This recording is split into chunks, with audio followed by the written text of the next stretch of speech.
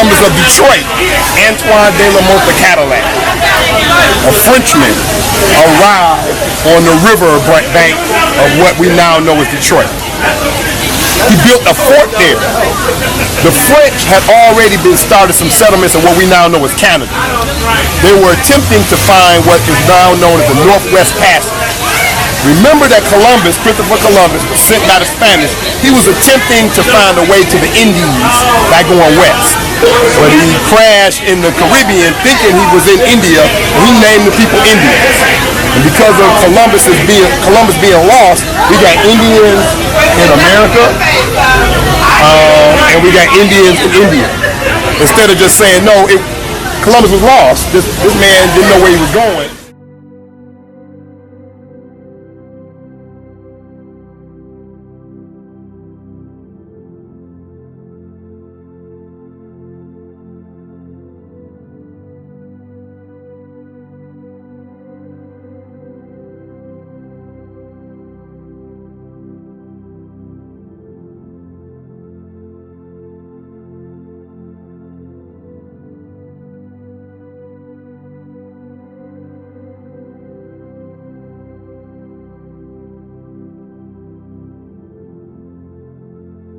But they set up some settlements in Canada.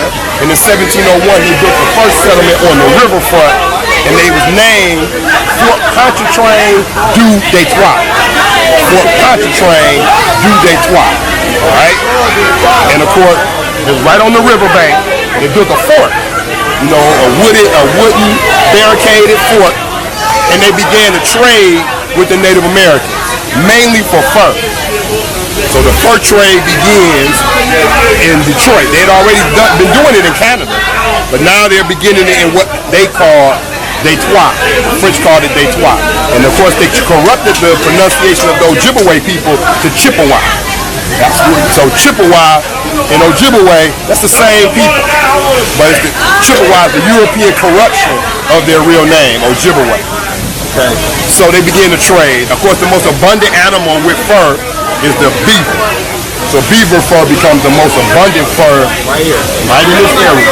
But they also trade mink, ermine, raccoon, rabbit, fox, all of those other animals with fur. But beaver being the most abundant becomes the main fur trade. And of course, what they're trading to the Native Americans are metal items like iron, pots and pans, rope, liquor, and other items from Europe that the Native Americans don't already have. And eventually, there becomes a trade addiction. The Native Americans they need these things. They're now dependent on these things. And so the Europeans can take them away and use them as tools to manipulate the Native Americans. And use it as a divide and conquer technique. Same thing they did in Africa. Same thing they did in Asia. Same thing they did in South America. So they do that here in Detroit.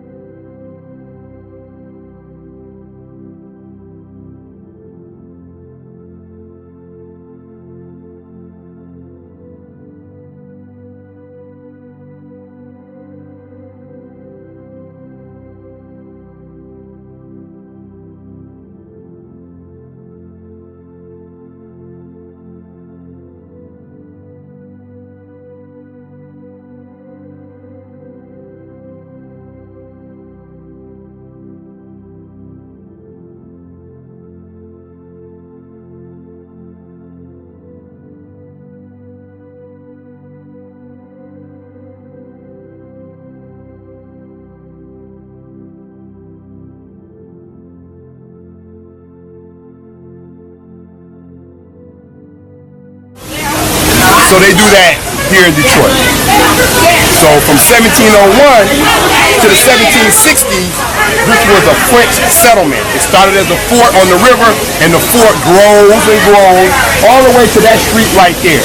That becomes the limit of how far the fort goes, and the name of that street is Fort Street. The reason it's Fort, the name of it is Fort Street, is that's the boundary of the fort. The fort came that far. They kept adding more to it, till they got that far.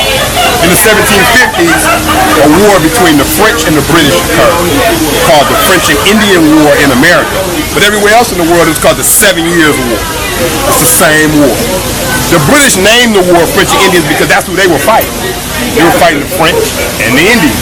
The Native Americans generally would mostly allied with the European group they came in contact with first. So they came in contact with the French prior to coming in contact with the British. So they more of them allied with the French than the British. So it was called the French and Indian War. The British win. From the British perspective? Yes, from the British perspective. That's why it's called that. So the British win, and they take over this area, as well as most of Canada. They take most of Canada from the French, who took it from the Native Americans, and they take this settlement from the French, who took it from the Native Americans. And other places in the world they took too. There are other places in Asia that they took from the French. But still, the French become the main residents of it. They're still the main people living here. Even though the British have political control, they're not the primary residents. Some British do settle here, but they don't outnumber the French. But I understand that this cannon has some historical history behind it. I had looked it up, and if you look up the War of 1812 and the French and Indian War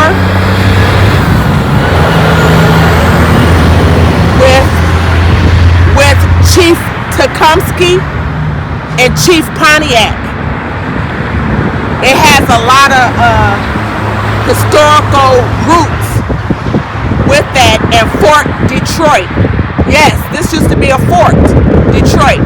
You ever wonder why it was called Frank Fort? You turn it around and it becomes Fort Frank. But I just wanted to personally get up close and personal with the cannon before they take it back. But so many memories with this cannon over the years as playing in Parkside as a child, and didn't really know the true history and the significance of the cannon until I got older and started getting involved with the Parkside Past, Present, and Future Committee with the picnics and community events. And by conducting our social media page and researching and doing more, and knowing that it has historical roots that goes all the way back, to the 1700s, 1800s, and the early 1900s. And even though it says it was made by a Frenchman, that's just over in Canada. That's just over a skip, hop, and a jump from us. But just knowing that this area here, back then used to be a fort territory where merchants would come and do their trades at the forts and the ports and stuff between Canadians and Michiganders. But just historical roots. I just wanted to touch base and touch this and say I'm glad and honored to be a part of the Parkside community and this historical monument. I'm sad to see it go, but at the same time, bittersweet, where I know that it will go not just up for storage, but hopefully they'll take better care, a better job. We could have formed a committee just for our military cannon to take care of it, to have I remember a time when they used to have a flower bin out here to beautify it and you know, put some love on it and bring it to life. But this is very, very historical thing right here, and I just wanted to get up close and personal for it with it before the United States Army come and confiscate it and take their so-called unquote property back.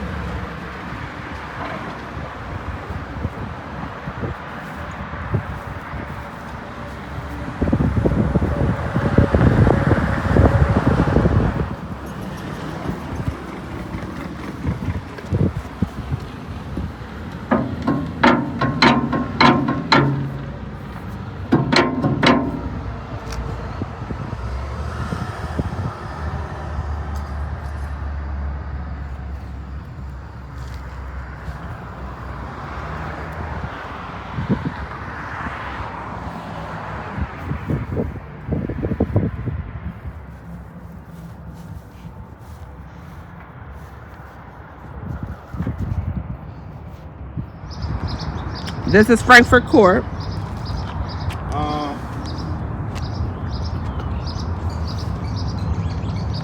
We would, you stayed on this side here. Yeah, we stayed like probably the third tree back, the second tree back. Our tree died. Well, I won't say died. It was the broken branches, I should say. Like right there. And this was the main road to get from Frankfurt to the end of the other section of Parkside. Memories. And that convalescent home been there forever. Yeah. As a matter of fact, when we first moved here, we moved on Frankfurt Court. Oh, wow. And the wreck was like right here and then the garden pool. Oh, I wish we could have preserved that. If you follow this fence line, the fence line stops to the right. That's remember the wreck went, and then you had to jump the fence to get over into the pool. So right. That fence line is really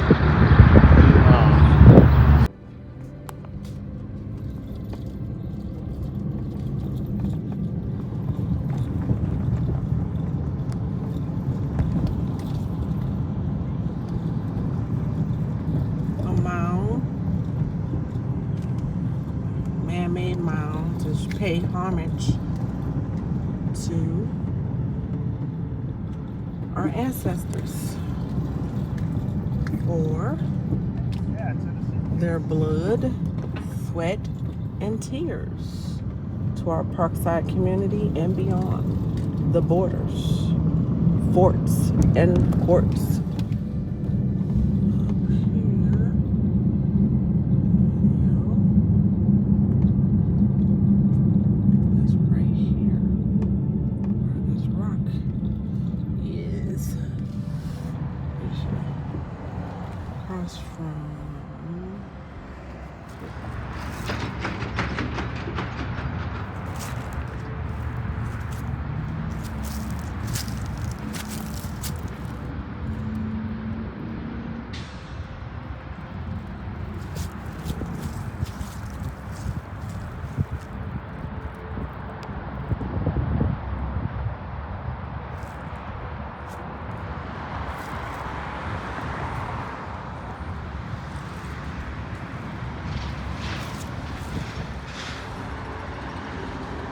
make it out. Yeah.